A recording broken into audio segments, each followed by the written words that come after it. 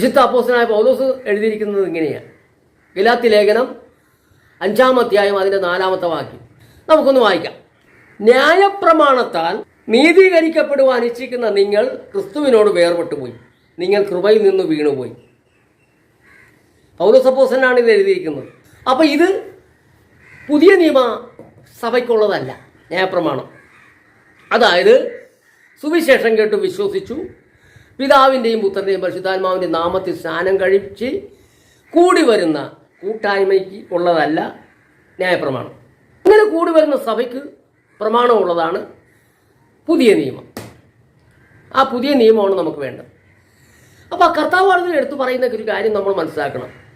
ന്യായപ്രമാണത്തിനോ പ്രവാചകന്മാരോ നീക്കേണ്ടതിന് വന്നു എന്നല്ല, നിവർത്തിപ്പാനാണ് വന്നത്. ന്യായപ്രമാണത്തിന് നിവർത്തി എന്താണ്?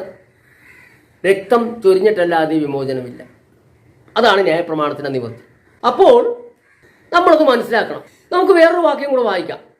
തിമോത്തിയോസിൻ്റെ ലേഖനം 1 തിമോത്തി 1-ാം അധ്യായം അതിൻ്റെ 8-ാമത്തെ വാക്യം ഒന്ന് വായിക്കാം.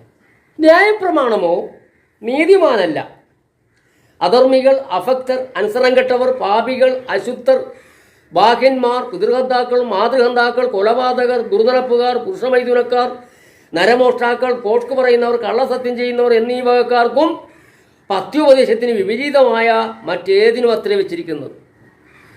അപ്പോൾ വിശ്വസിച്ച് സ്നാനപ്പെട്ട് കർത്താവിനോട് ചേർന്ന ആ കൂട്ടർക്കുള്ളതല്ല ന്യായപ്രമാണം. കാരണം അവരതെല്ലാം വിട്ടുപോകുന്നവരാണ്. യഹൂദന്മാരിൽ നിന്നാണെങ്കിലും ജാതികളിൽ നിന്നവരാണെങ്കിലും പഴയ അവസ്ഥ വിട്ടു പോകുന്നവരാണ്.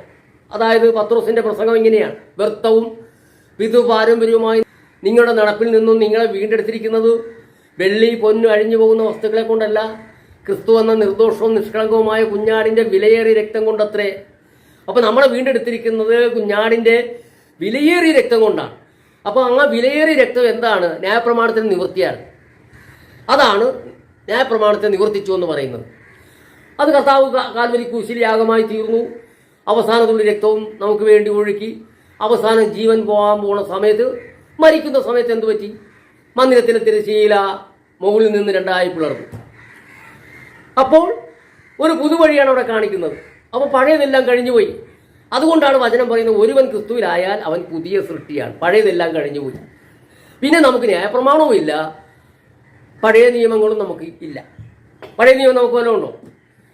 ഒന്നാം മനുഷ്യന് ആദാമിനോട് ദൈവം കൽപ്പിച്ചെന്തായിരുന്നു? കാണാവുന്ന വൃക്ഷത്തിന്റെ ഫലം നിങ്ങൾക്ക് ഭക്ഷിക്കാം, പക്ഷേ തോട്ടത്തിന്റെ നടുവിൽ നിൽക്കുന്ന വൃക്ഷത്തിന്റെ ഫലം ഭക്ഷിക്കരുത്. നമുക്കുണ്ട് ആ പ്രമാണം.